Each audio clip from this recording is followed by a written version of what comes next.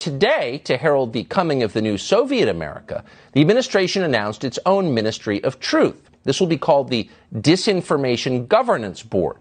Laugh if you want, but just to show you they're not kidding around here, this board is not part of the State Department or any other agency focused on foreign threats from abroad. No.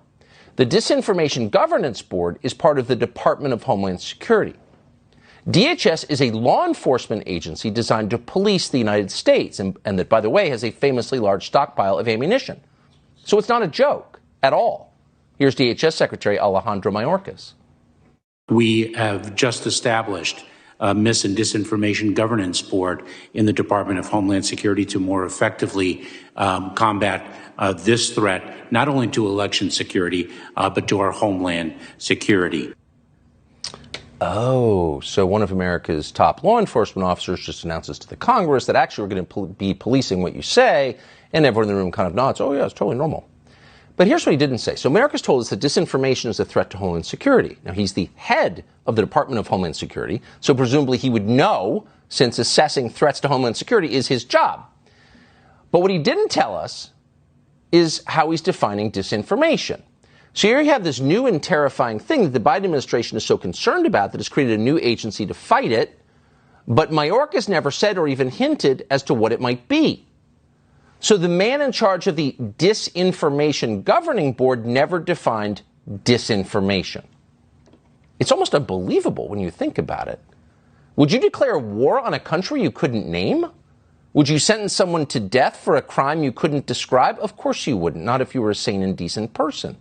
Because you can't have justice without precise definitions. That's why we have very large books of law that define what is allowed and what is not. But they're not defining the core concept at the heart of what is effectively a new law enforcement agency. Maybe that's because Mayorkas doesn't want justice, and neither does the president he serves. They want power.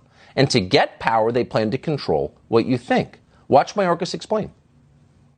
We have so many different efforts underway to equip local communities to identify individuals who very well could be descending into violence by reason of ideologies of hate, false narratives, or other disinformation and misinformation propagated on social media and other platforms.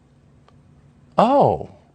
Did you know that? So one of our biggest law enforcement agencies has men with guns around the country doing so many things to stop disinformation and false narratives. Those aren't even lies. They're just deviations from the approved script.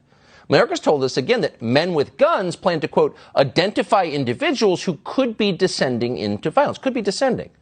Not people who've committed violence or even been accused of any crime at all.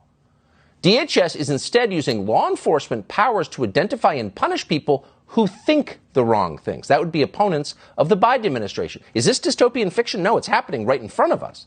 That means that Joe Biden's partisan political enemies are now officially enemies of the state. How is this happening in America?